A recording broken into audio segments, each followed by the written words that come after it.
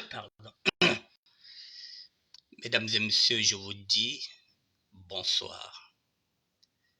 Oui, parce qu'il est 19h passé de 3 minutes, donc je vous dis bonsoir, mesdames et messieurs. Bonsoir à tout le monde. Il est 19h02, effectivement. Nous sommes aujourd'hui le jeudi 18 avril 2024.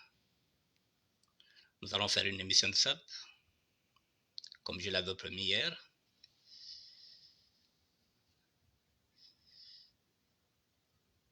Donc j'attends que vous soyez connectés, que vous me faites signe. Après, on pourra répondre à la question de savoir qu'est-ce qu'un crack. Ce n'est même pas nous qui allons répondre, c'est le doyen, Josephat Mungoka, qui nous apporte la précision, qu'est-ce qu'un crack. Et moi, j'apporterai maintenant un complément d'info. Je vous dis bonsoir, mesdames et messieurs. Faites-moi signe si vous êtes connectés, si nous sommes ensemble, si nous sommes connectés. En même temps, je vous attends, faites-moi signe.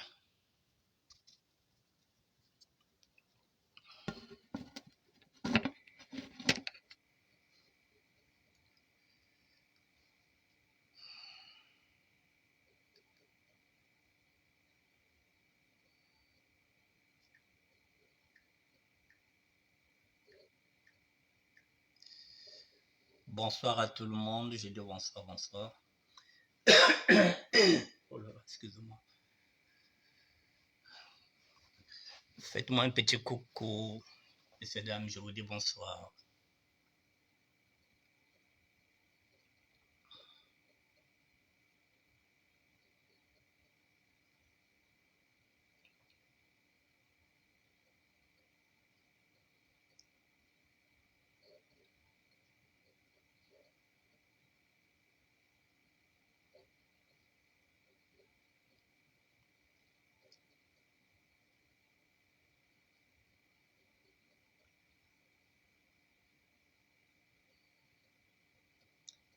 Bonsoir à tout le monde. Bonsoir, bonsoir. Faites-moi un petit coucou, s'il vous plaît.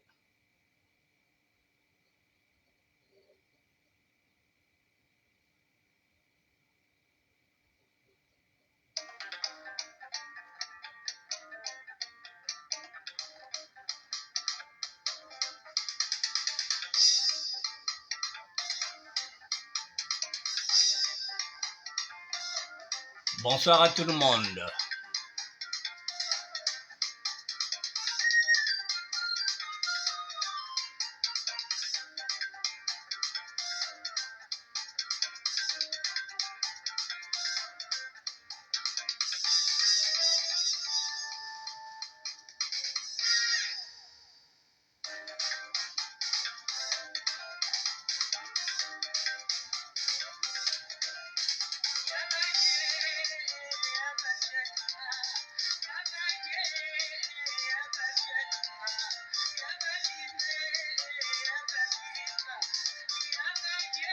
Faites-moi un petit coucou, s'il vous plaît, pour voir si nous sommes réellement connectés.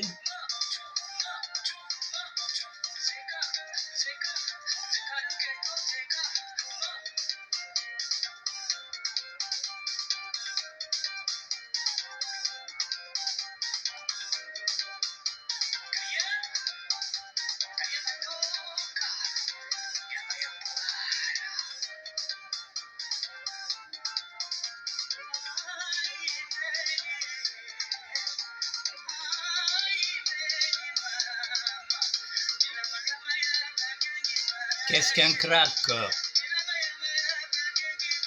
Josephat Mungoka nous donnera la réponse. Je vous attends. Faites-moi signe, s'il vous plaît.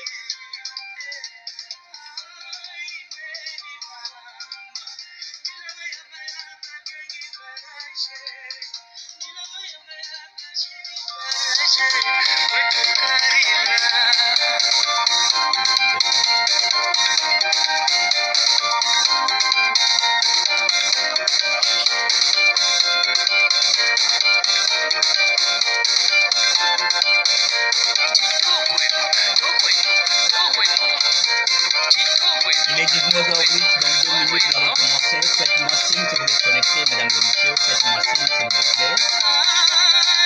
Est-ce que la lumière est bonne? Est-ce que je viens de changer de téléphone? Est-ce que ça va ou ça va pas?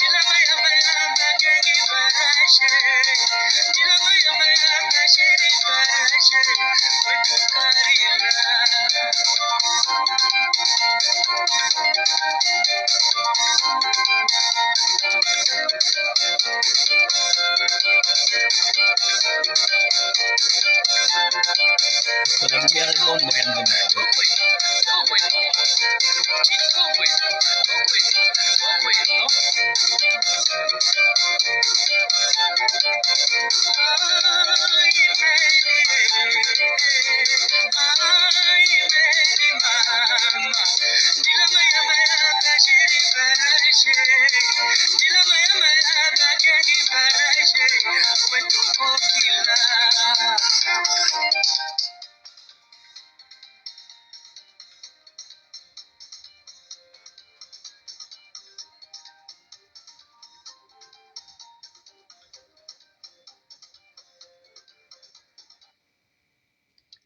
Mesdames et messieurs, je vous dis bonjour. Est-ce qu'on est connecté? Parce que je ne vois personne qui me fait un petit coucou. Est-ce que nous sommes réellement connectés?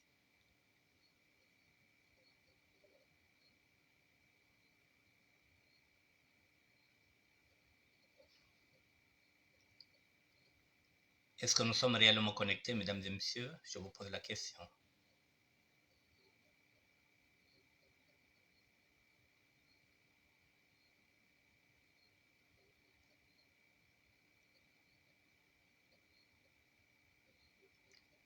Bon, moi je pense que nous sommes connectés parce que sur ce téléphone-là, je me vois dans Story. C'est que nous sommes connectés. Bon, moi je vais commencer. Il est 19h10 et je vais commencer. Bon, mesdames et messieurs, qu'est-ce qu'un crack?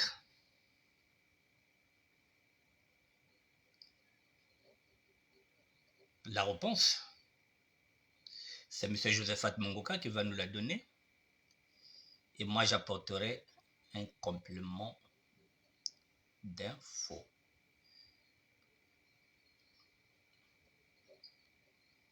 Ok.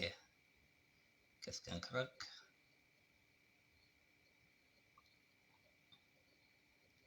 On va écouter le grand frère. Il s'appelle Josephat Mongoka. C'est un doyen de la SAB. Ce sont nos aînés. Si nous sommes là aujourd'hui, c'est parce que ils nous ont fait rêver. Ce sont nos modèles. Je vous laisse écouter. Ville propre, toujours dans le cadre de sa culture générale, nous avons aujourd'hui notre très cher grand frère qu'on appelle M. Josephat Mongoka, qui va nous introduire dans le concept qu'on appelle crack. En fait, nous le connaissons, mais nous n'avons pas la définition étymologique. Aujourd'hui, M. Mongoka Josephat, un pionnier, va vous donner la définition du mot crack. Alors, qu'est-ce que vous veut dire un crack, s'il vous plaît?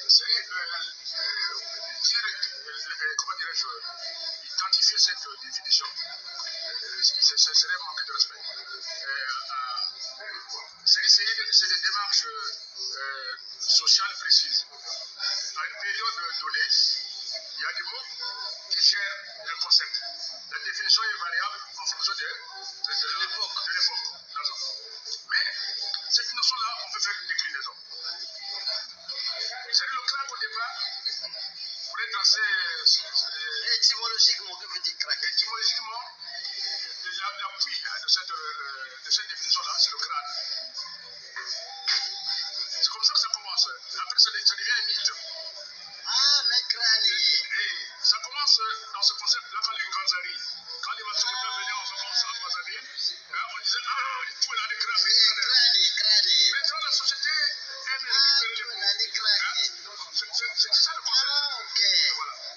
Là, même le grand propos, m'en a fait part aussi. Mais comme j'ai une capacité aussi à retenir, comme font les anciens là, pour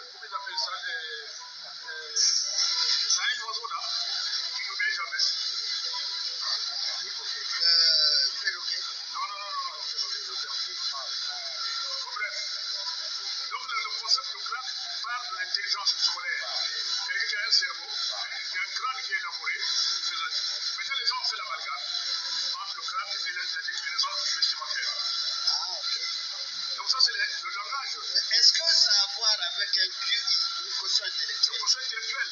Et là, au départ, la définition du crack, c'est ça. C'est un crack à l'école. Ouais, mais les gens, dans les mauvaises pistes, ont récupéré ça. C'est-à-dire les crâniens, c'est-à-dire les gens qui se baladent, crâniens. Donc c'est des concepts compliqués. Il y a crâniens, c'est qui se baladent comme ça dans la rue. Et qui se baladent comme ça dans la rue. C'est qu'en fait, il n'est pas utile, en fait, il n'a pas une utilisation sociale. Mais à la base, crack, c'est un concept du crâne. C'est-à-dire quelqu'un qui est bien dans la tête, qui est bien à l'école. Maintenant, il y a une déclinaison qui est récupérée par la puissance sociale. Donc un crack, donc dans les années 60, 70, quelqu'un qui s'habillait bien, c'était un crack. Et comme quelqu'un qui est bien à l'école, c'est un crack.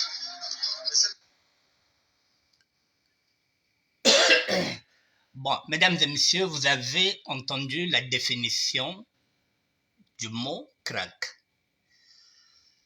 Nous sommes dans les années 70, c'est-à-dire que au 19e siècle, le crack, en fait de compte, c'était un crâne, c'est-à-dire celui qui avait un bagage intellectuel. Crâne. Et le raccourci, ce qui fait que les autres ont commencé à se dire « Ah, mais non, crack yena ». En fait de compte, on parlait du crâne. Il y a intelligence, c'est ce qu'elle a dit. C'est-à-dire un crack, c'est celui qui était intelligent, qui avait une intelligence. Et les autres ont dérivé, ils sont partis en tant que crâneurs. Et nous, quand on est venu dans ce mouvement-là, effectivement, on a connu les crâneurs. On ne savait pas que le crâneur n'avait rien à voir avec le crack. Le crâneur, nous autres, donc, namu bendulaja donc na grattoir chaque fois toilette le numana kuzandu kena mukolenga ba fi donc na pantalon ya puncha zina ni crâneur qui ne partait pas à l'école betune bana tamona donc ba crâneur ne betwana tel na zandu tchetche puisque munu mombe ba de mouvement ya ina pante noire ba crâneur betwana tel bao na zandu tchetche donc ngiketa donc pantalon taille basse. Donc, quoi qu'il y ait tout donc salamandera na makulu, donc pas de téléphone, net short ya kufi. Ya ne kusu san bakien to na touf ya basuki. Donc ceux-là, c'était des crâneurs. Ce sont ceux-là qui nous ont fait rêver. Bah crâneurs. Mais en fait de compte, ça n'avait rien à voir avec les cracks. Les cracks, ni ba wana kona na l'école wana na mayela. Je l'ai toujours dit aussi. Maintenant, aujourd'hui, lorsque nous sommes devenus des cracks, nous, au XXIe siècle. Lorsque nous sommes en France, nous sommes devenus des cracks. Donc, les cracks que nous sommes aujourd'hui n'ont rien à voir avec les crâneurs du XIXe siècle. Ça n'a rien aussi à voir aussi avec le crâne, c'est-à-dire l'intelligence. C'est pourquoi j'ai toujours dit que ce mouvement-là, que nous sommes venus squatter à la Mecque, la maison des étudiants congolais, c'était un mouvement des intellectuels. C'est ce que j'ai toujours dit. Ce mouvement-là, nous sommes venus le squatter, nous, les Parisiens. Ni betu tutakweza na chikraka cha ngolo. Tukaturuko ba crâneur, betu toka na chikraka cha ngolo tuturi na chi Parisien. Bet batmako ina putu, bekuzukuma na la Mecque. Yeah, la Mecque vendait Beethoven, c'était pour la maison des étudiants congolais. Nous, les aventuriers, quand nous sommes venus là, Betumokuma, bah, crack, qui parisien ngolo, qui crack ngolo.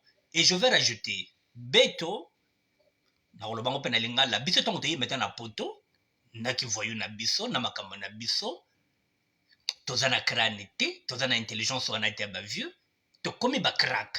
Et qui crack na biso, to yiko bebisa la Mecque.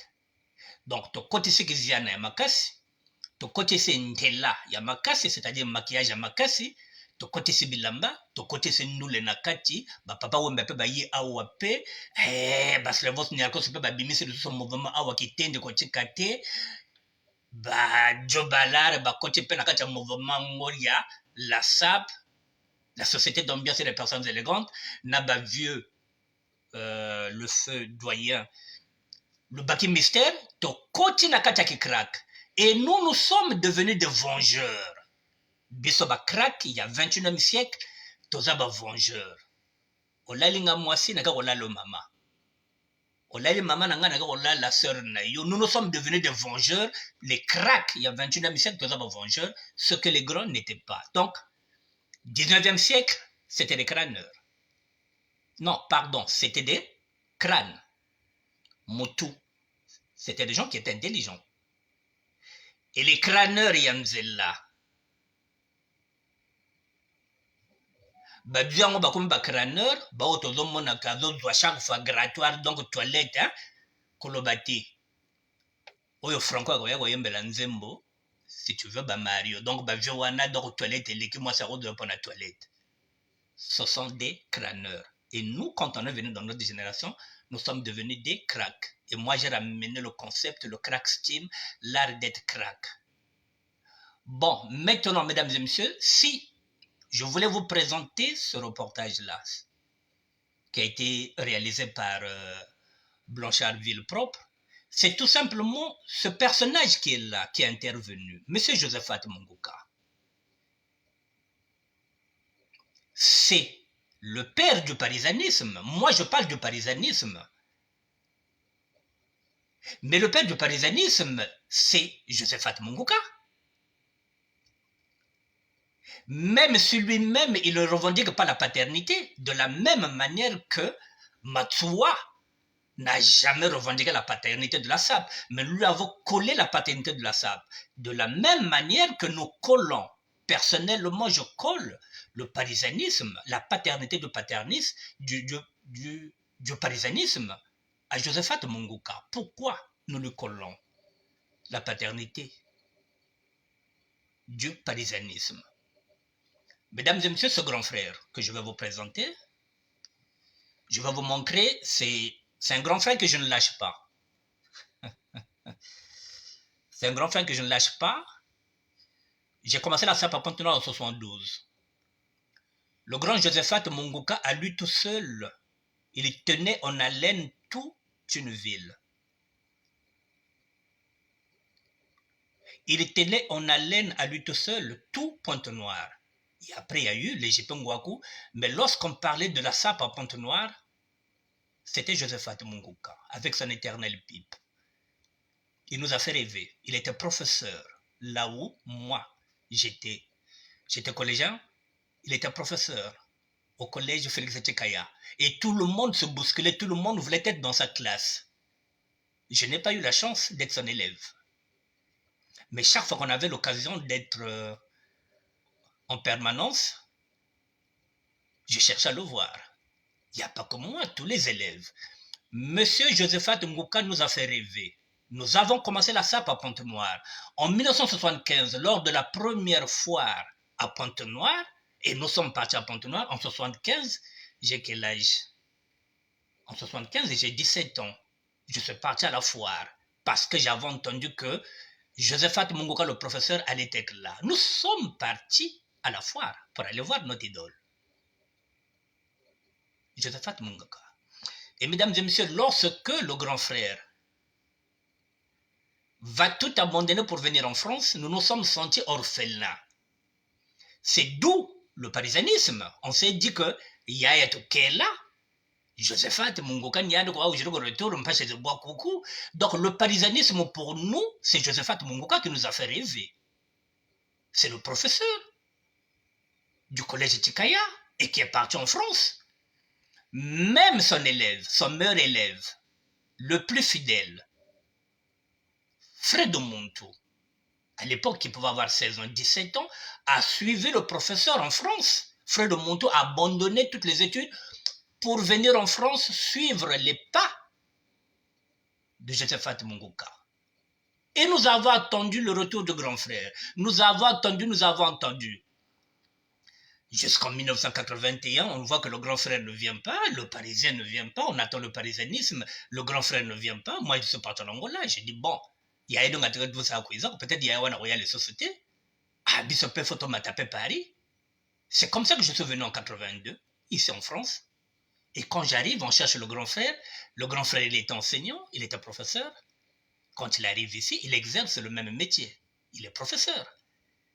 Donc le parisianisme, pour le grand frère, il n'a jamais existé. Alors je fais cette vidéo-là pour interpeller le grand frère par l'intermédiaire de l'autre-là de Blanchard, Villepropre, qui demande au grand frère comment il allait écrire le parisianisme dans les années où il est venu en France, puisqu'il ne l'a jamais vécu. Ça n'a jamais été un Parisien. C'est Parisien, place, nous avons vécu le parisianisme à sa place. Comment il allait l'écrire? Puisqu'il n'a jamais été Parisien. On l'attendait. Blanchard, tu poseras la question au grand frère. Comment il allait écrire le parisianisme? Moi, j'ai une autre conception du parisianisme. Puisque j'ai vécu le parisianisme, j'ai fait deux retours, j'étais une fois refoulé. Grand, donc il n'a jamais vécu le parisianisme. Comment il allait l'écrire? De la même manière qu'aujourd'hui, nous, on s'est accaparé le mot crâne, qui était devenu crâneur, et nous avons pris ce mot-là, nous sommes devenus des crâques.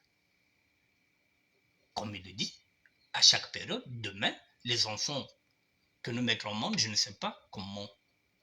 Est-ce qu'ils vont continuer avec le crack steam, comme je le dis, l'art d'être crack? Ils vont écrire leur propre histoire. Voilà, mesdames et messieurs, pourquoi je voulais compléter ça, parce que ce grand frère-là nous a fait rêver. Nous sommes venus en France, et bien, comme je vous ai dit, moi j'ai commencé la SAP à Pointe-Noire en 1972, la première foire 175, notre idole à Pointe-Noire, le plus grand sapeur à Pointe-Noire, mesdames et messieurs, Josephat Munguka, le professeur que tout le monde voulait être dans sa classe. Je vous montre la photo du doyen. Ne quittez pas.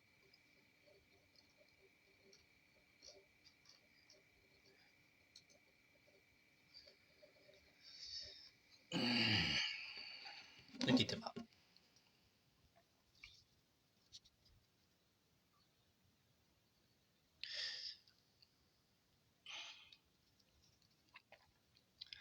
Voici le grand frère qui a fait que nous venons en France. C'était le meilleur. En 1975, à lui tout seul, il avait éclaboussé par sa classe la première foire que nous avons, qui était organisée à Pointe-Noire en 1975. Nous y étions, avec God Massoussa, avec Toto Christian, nous y étions. En 1975, j'avais 17 ans. Nous sommes partis pour voir ce grand frère-là, M. Josephat Munguka. C'est à lui que je donne la paternité du parisianisme, parce que c'est lui qui nous a fait rêver. Moi, je n'ai pas évolué à Brazzaville, j'ai évolué à Pointe-Noire. Et je vous parle de ce grand frère. Avec son éternelle pipe. Cette pipe, il l'avait déjà en 1975. Le professeur qui nous a fait rêver. Josephat Munguka. Voilà le père du parisianisme. Quand je parle du parisianisme, mesdames et messieurs, voilà, c'est ce grand frère-là qu'on attendait, qui n'a jamais été parisien. Donc, tu es parisien, nous avons écrit, j'ai écrit le parisianisme à ma manière. Donc, je me demande comment le grand frère allait expliquer le parisianisme s'il l'avait vécu. Mais comme il n'a jamais vécu, je deviens le père du parisianisme. Donc, le parisianisme est devenu mon concept.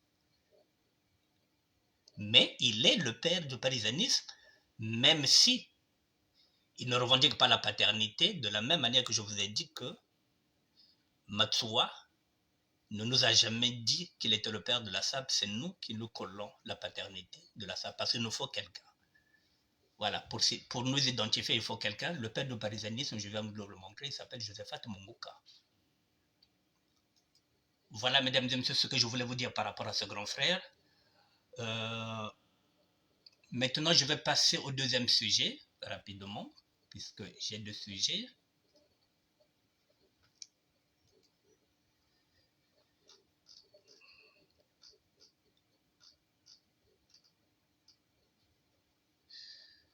Bon, mesdames et messieurs, le deuxième sujet, je vous le présente.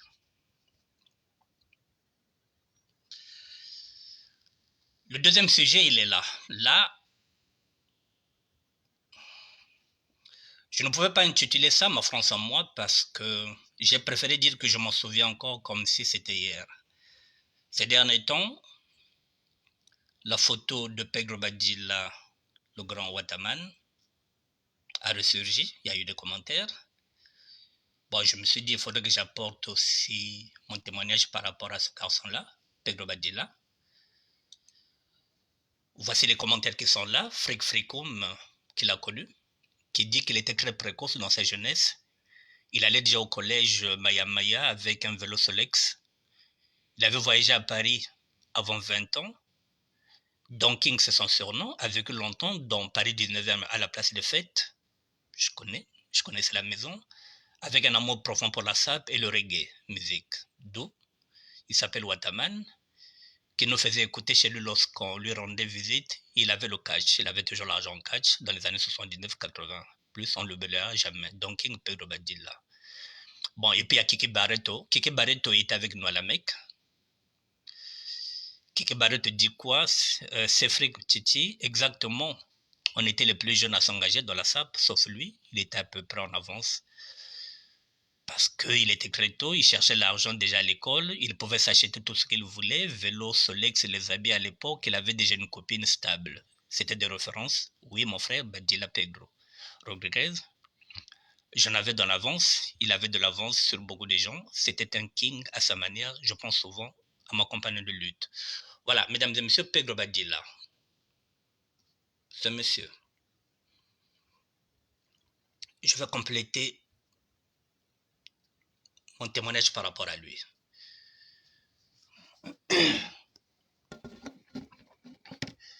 Pedro Badilla avait mon âge. Je ne l'ai jamais connu. Je l'ai connu en 1977, à Pointe-Noire. Je l'ai connu en 1977. En 1977, il a 19 ans, j'ai 19 ans. Il m'a été présenté par Edmond Diambongo. Il y a quelques jours, j'ai parlé même avec Jean-Paul Malela. Je lui ai dit, bon, Jean-Paul, essaie de me trouver la photo d'Edmond.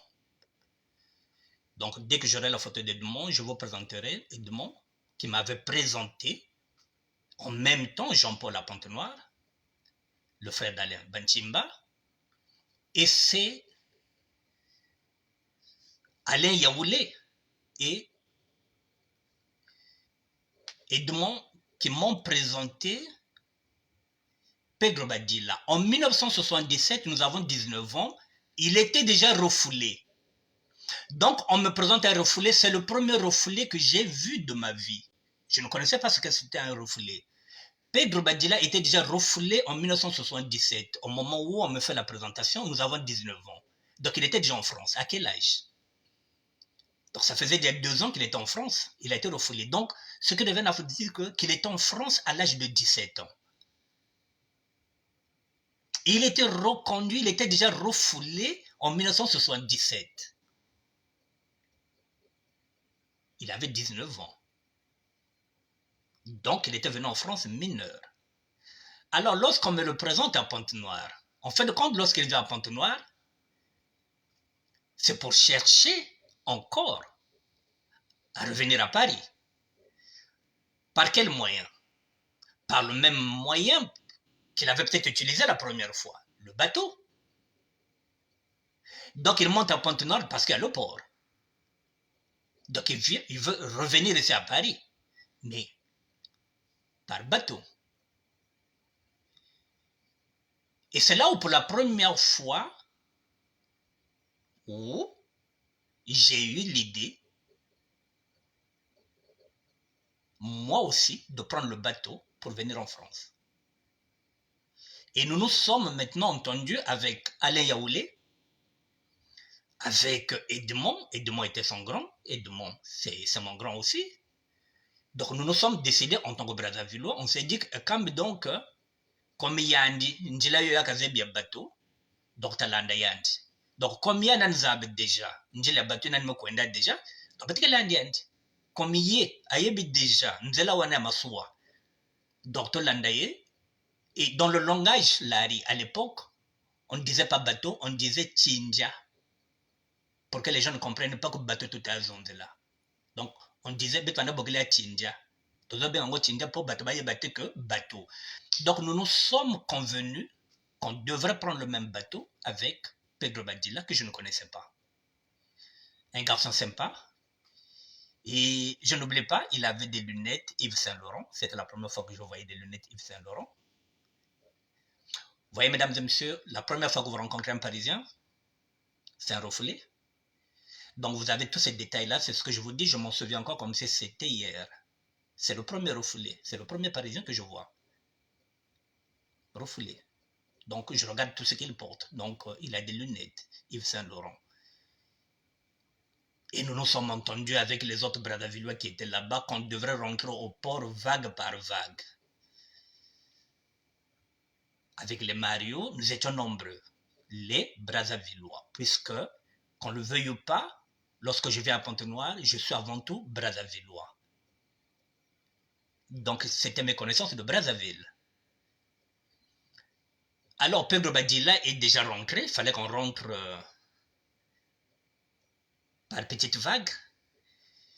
Et lorsque c'était maintenant notre vague, le jour où nous nous sommes maintenant décidés que c'était notre vague, mesdames et messieurs, c'est ce jour-là où Marien Ngouabi était mort. Nous sommes en 1977. Si vous connaissez la date où Marien Ngouabi était mort, c'est ce jour-là que nous nous sommes décidés maintenant d'entrer au port. Et ce jour-là, on entend que Marien Ngouabi est mort, on a fermé le port. Tous les bateaux qui étaient là-bas, on a dit au large, vous partez. Donc, dans ces bateaux-là, Pedro Badilla était déjà rentré avec les marius, avec les autres. Ils sont partis. Et nous, nous sommes restés. Parce que Marien Ngouabi était mort. Donc, il fallait fermer le port. Nous sommes rentrés dans un couvre-feu. Voilà comment j'ai raté le premier voyage par bateau. C'est pourquoi lorsque j'ai vu la photo de Pedro Badilla, j'ai dit, j'apporte mon témoignage par rapport à lui. C'est un garçon que j'ai connu qui était très sympa. 77, j'ai raté le premier voyage. 78, 79, 80.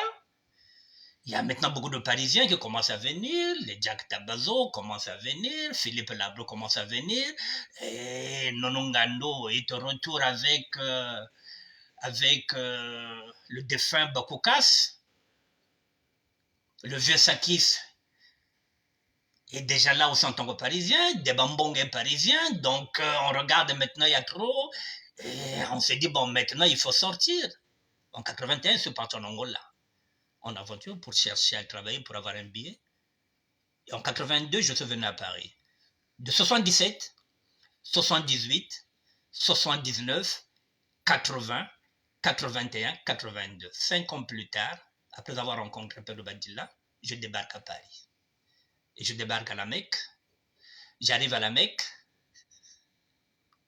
Il était venu à la Mecque, comme par hasard, parce qu'il avait une chambre à la Mecque. Dans cette chambre-là, il y avait Baron Baye. Dans cette chambre-là, il y avait Baron Baye. Et puis, il y avait mon grand, qui était avec moi en Angola, le grand frère de Modiambo Gozabantu, le grand Betuel. Comme le grand Betuel était avec moi en Angola, donc grand Betuel était venu un mois avant moi, donc comme c'était dans le même quartier Bakongo, donc Betuel était dans la chambre. Donc ce garçon-là avait une chambre, mais qu'il ne dormait pas, qu'il avait laissé aux amis de Bakongo. Baye Georges Mambaya, que vous voyez, était dans la chambre de l'autre là, de Pedro Badilla. Le grand Betuel, lorsqu'il est venu en France, il est arrivé là-bas. J'arrive, je le croise. Très sympa. C'est le premier qui va m'inviter dans un self. Je ne connais pas un self. Il va me donner un billet de 100 francs. Je n'oublie pas. C'est le premier qui m'a donné un billet, qui m'a amené au self pour manger. Et après, celui qui m'a donné le manteau, c'est Nonongando. Je suis arrivé le premier mai, mais j'avais froid. Voilà, mesdames et messieurs, Pedro Badilla. Et je vais encore rajouter quelque chose. Au moment où j'arrive à Paris, il est le seul qui porte la chaussure pion. La chaussure, comment on appelle ça? Capo Bianco. Il était le seul chez les Congolais qui avaient la chaussure Capobianco. Je viens de discuter avec un ami, pour avoir plus de précision, Ngoma Léger, qui m'a dit qu'il en avait 2. Dans les années 80, le SMIC est à 4 000 francs. 4 000, c'est aujourd'hui 600 €. Le SMIC, dans les années 80, 4 000. La chaussure Capobianco coûtait 10 000 francs. 1 500 aujourd'hui. Donc, 2 fois et demi le salaire d'un travailleur. Il en avait 2. Mais il portait quoi? Des jeans Levi's avec du Capobianco. Puisqu'il écoutait du reggae. D'où le surnom de Wataman. Puisque Wataman, c'était devenu comme aujourd'hui quand on dit un moine Shaolin. Donc, Wataman, c'était des gens qui fumaient comme lui, qui écoutaient du reggae. Et lui, c'était le grand Wataman, une sorte de secte. Il était gourou. Mais un gourou moderne. Donc, 2 Capobianco, à raison de 10 000, 10 000, alors que 10 000 est égal à 1 500, alors que le salaire était à 600. Et des 2, comme il y avait des Parisiens qui étaient là, qui avaient des crocos, qui l'insultaient, il était tellement énervé qu'on insultait Ngaya, qu'il a pris une chaussure Capobianco de 10 000 francs, c'est-à-dire 1 500 aujourd'hui, dans les années 80.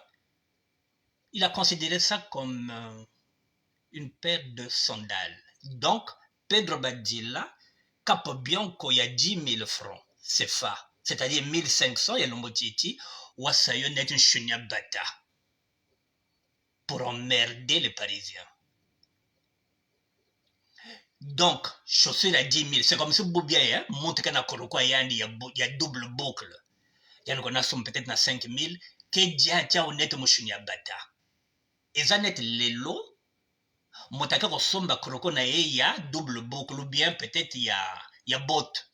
Aka kosomba ngona 6 000 €. Aza nango mi balé, mais pour faire chier tout le monde, muso so na chango net ka musina bata kwa net ka sandal. Marola tango na nini? Na complet jean ya Levi's. Il vous fait comprendre que ngana na mbongo, na kosomba bilamba wana boza nango, mais nana posa nango te, nana posa liquide. C'est ce que Frico est en train de dire que dans les années même 79-80, il ne manquait pas de cash. Yembongo. Yembongo, je ne rentre pas dedans. Voilà. Donc lui, c'était l'argent. Et de l'autre côté, c'était le parisanisme, maquillage, mamingi, bien avec le tout. Voilà, mesdames et messieurs, je voulais compléter le tableau de ce garçon-là, qui était très aimable, qui était très ouvert, qui m'avait donné 100 francs, qui m'avait amené la première fois dans un self. Et finalement, la première des choses que j'avais fait quand je suis arrivé en France, c'est de lui demander qu'il aille me montrer là où il y avait la boutique Yves Saint Laurent. Je voulais avoir ces lunettes-là. Quand je suis arrivé, que je ne me dise pas de bêtises, ces lunettes-là coûtaient 300 francs français. 300 francs français aujourd'hui, c'est équivalent à 45 €. Mais dans les années 80, c'était déjà de belles lunettes. Yves Saint Laurent, je n'oublie pas. Voilà. Je m'en souviens encore comme si c'était hier. Je voulais apporter un plus par rapport à Pedro Badilla. Il n'a jamais vu qu'à la Mecque. Il était chez lui, Frick comme l'a précisé, à la place de fête, dans le 19e arrondissement. Il y avait une personne qu'il avait pris à la Mecque qui était là-bas aussi avec lui, c'est le doyen qui est mort. Yansana, Jean-Jacques Nsana était avec lui, avec Médard, mais sinon il n'y avait pas beaucoup de monde qui montait chez lui. La plupart du temps, c'était des gens de Makelekele comme Théo Loco. Voilà, il est entouré vraiment de ses amis de Bakongo, Makelekele. Voilà, donc Pedro Badilla est décédé à Brazzaville avec les guerres que nous avons connues, vous le savez très bien. Il était propriétaire d'une boîte de nuit dans la rue Jolie à Bakongo. Il y a eu la guerre. On est venu pour le braquer parce qu'il savait qu'il avait beaucoup d'argent. Il n'a pas voulu se laisser faire. Il avait été liquidé par les Je ne sais pas si c'était des ninjas. En tout cas, ce n'était pas des cobras. Voilà la fin de l'histoire de Pedro Badilla, mesdames et messieurs. Je voulais apporter ce tableau-là, que c'était un garçon que j'avais connu. Donc, je ne pouvais pas dire ma France à moi. J'ai préféré dire que je m'en souviens encore comme si c'était hier. Voilà, Pedro Badilla. Et maintenant, je demande à toutes les personnes qui ont peut-être la photo de Edmond Djambongo Zabantu. Si vous avez la photo d'Edmond, vous me donnez, comme ça je pourrais compléter cette vidéo parce que Edmond, lorsqu'il est venu en France, il est venu vivre aussi dans la même chambre à la Mecque, la chambre de Pedro Badilla. Donc Edmond s'est retrouvé dedans dans cette chambre avec son grand frère Betuel et avec Baye, Baron Baye. Et c'est dans cette chambre-là aussi que j'ai eu à connaître le défunt Aimé Bamo. Tout ça, c'est Bakongo. Moi, je suis de Mongali. Même si j'ai évolué à Bakongo, j'ai évolué à Makelekele, j'ai évolué à Lotla, à Kingwari, mais je suis né à Mongali et puis j'ai évolué au plateau de 15 ans. Voilà, mesdames et messieurs, ce que je voulais dire. Voilà, j'ai pratiquement fini. Je voulais apporter ma pierre à cet édifice. Je vais passer du coq à l'âne. Pour terminer, j'ai peut-être 10 petites minutes. Ne quittez pas. Nous allons passer sans transition.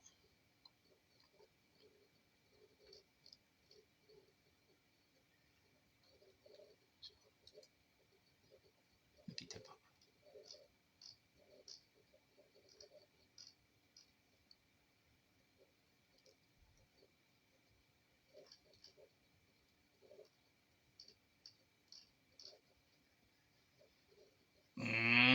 Je suis en train de chercher quelque chose. Ne quittez pas. Bon, je vais prendre ça ici.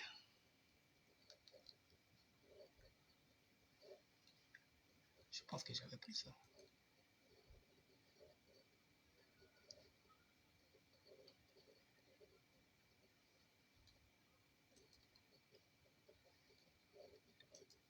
Excusez-moi, mesdames et messieurs, nous avons une minute. Ça va être une minute. Je vais utiliser quelque chose.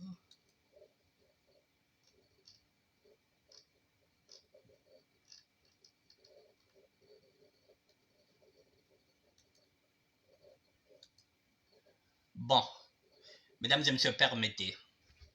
Je vous ai dit que ça fait 8 ans que je gère ce ministère que j'ai créé. Je vais être honnête avec vous. J'ai 10 minutes. Mesdames et messieurs, voilà. Mon compte est devenu professionnel depuis pratiquement une année.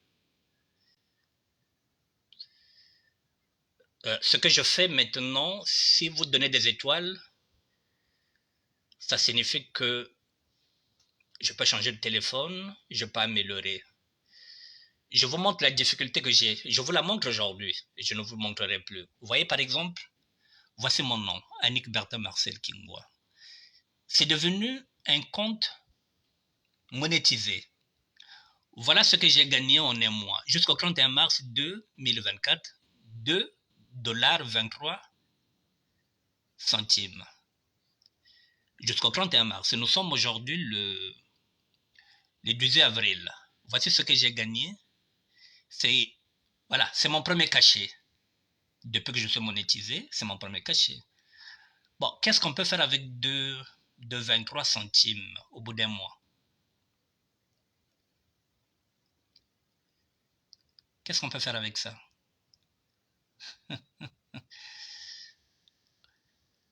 Voilà, parfois je fais minimum 7 heures. Ça fait 8 ans que j'anime ça.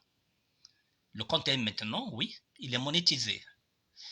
Mais pour être monétisé, il faudrait donner des étoiles. Les étoiles, c'est 1 €, bien quelque chose comme ça. Vous voyez, par exemple, lorsque vous gagnez, voilà, au 31 mars, il n'y a même pas de quoi acheter un café. Soyez généreux, s'il vous plaît. Soyez généreuse. Ça ne vous coûte rien, mais c'est difficile de travailler dans ces conditions-là, c'est-à-dire de s'améliorer. je vais vous expliquer comme ça, vous verrez. Le compte est monétisé, il est là. Il est professionnel maintenant. Maintenant, lorsque je vous montre. Lorsque je crée un album, l'album est là.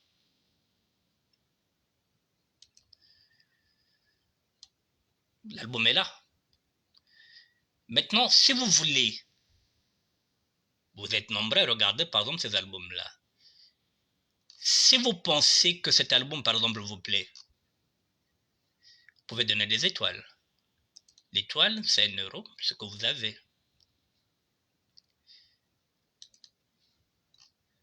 Voilà. Maintenant, si on arrive... s'il faut faire un mois pour gagner 2,50 €, c'est pas encourageant, sincèrement. Voilà, avec tout ce que je me tape comme... voilà, je ne me plains pas, mais je me dis, bon, peut-être que je peux mériter mieux. Voilà, si vous savez, donc, vous pouvez aussi m'encourager. J'ai pas l'habitude de le dire, mais je me dis, bon, 2,24 €, c'est... voilà, en plus, c'est 100 $, donc je peux même pas me payer un café. Vous voyez là, par exemple, vous avez les statistiques qui sont là, mais parfois, lorsque vous regardez, je vais changer de compte, comme ça, vous verrez bien. Nous avons 10 minutes. Je vous montre parce que après, il ne faudrait pas que ce soit que je ne vous ai pas montré. Voilà, je vais essayer de gérer. Je vais rentrer là et gérer. Voilà, là vous êtes 16 869 personnes à regarder, 32 843 qui regardent. Tout ça, c'est bon. Mais c'est pas monétisé, il n'y a rien.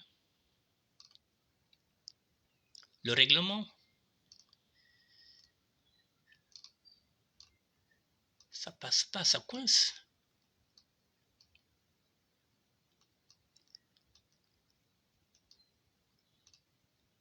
Bon, c'est difficile de travailler dans ces conditions-là. Je vous le dis honnêtement. C'est pas encourageant. Je vais continuer, je vais vous montrer. Tous ces albums-là que vous voyez, si ça vous plaît, vous donnez des étoiles. L'étoile, c'est 1 €, 2 €, 3 €, 4 €. Voilà, c'est bien dit. Voilà. Vous pouvez donner 1 €, vous pouvez donner 2 comme vous avez, mais sincèrement, c'est... voilà, ça n'encourage pas. Ça n'encourage pas parce que quand je pense que... je vais vous montrer, ne quittez pas. Vous voyez, par exemple, cet album-là, vous êtes combien à regarder? Non, pas celui-là. Pas cette vidéo. Celle-là. Voilà. 1057 personnes. 1057 personnes. Ici, il y a 1024 couvertures, il y a tout. Il n'y a même pas 1 €. Il n'y a même pas 1 €. Je vous montre en direct. Voilà, pour que vous compreniez quelle est la difficulté de travailler 7 heures du temps. Parfois, ce n'est pas encourageant. Je vous montre comment vous consommez les... comment vous consommez les... voilà, là, par exemple, c'est un album. Vous êtes combien? 1852 personnes. Et quand tu regardes, 1852 personnes qui aiment cet album-là, mais il n'y a personne qui donne 1 €. Là, il y a 857 personnes. On va là, je vous montre. Voilà, 1053. C'est toujours des albums qui dépassent plus de 1000. Les plus belles femmes sont là. Regardez par 972 personnes. Les plus belles femmes, vous êtes là, mesdames, vous êtes belles. Voilà, 1854 personnes. Il y a des couples qui se forment ici, dans ce ministère de la SAP. Ma collègue n'a pas de mingi. Mais, mais voilà, là vous êtes 2711 personnes, il y a 2678, 751. Voilà, maintenant, quand on vous dit de booster Voilà, là, je fais semblant de booster. Voilà, donc il n'y a rien. Voilà, vous pouvez toucher, vous pouvez... Bon, c'est compliqué. Voilà. Tout travail mérite salaire. Je ne demande pas un salaire, mais soyez généreux dans l'effort.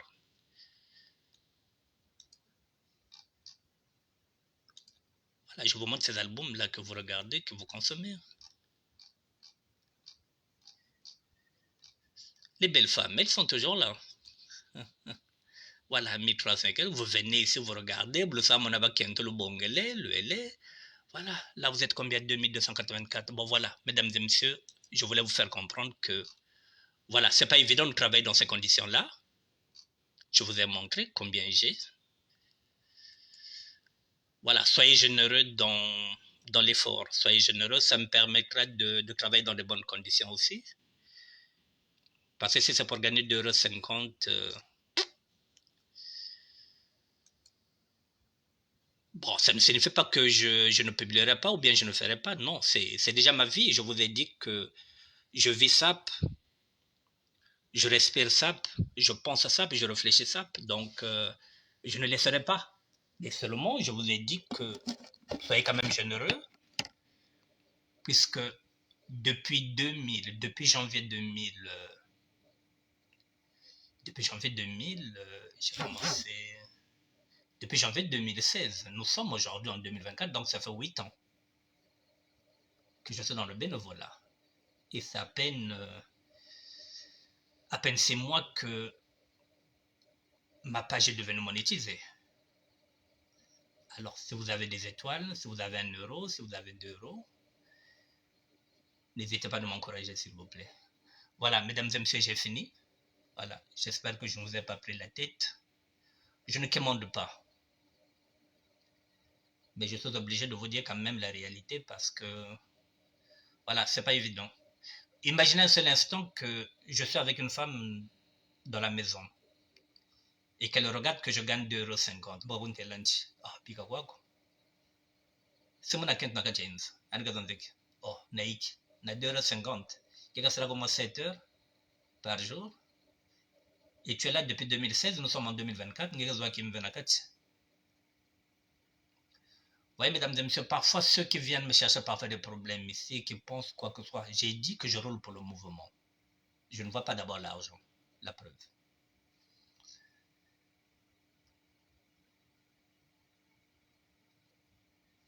Je vous dis bonne soirée, mesdames et messieurs, je m'en vais manger. Je reviendrai peut-être demain si j'ai d'autres photos. Oh oui, j'ai des photos, ne quittez pas. Je verrai si demain j'ai le temps. On vient de me ravitailler là. J'ai beaucoup de photos. On vient de me ravitailler. La France d'hier. Notre France à nous. On vient de me ravitailler. Bon, je verrai si demain j'ai le temps. On va fêter cet album-là. Si j'ai pas le temps, eh bien ce serait samedi. Bon, ce serait samedi. Je vous montre...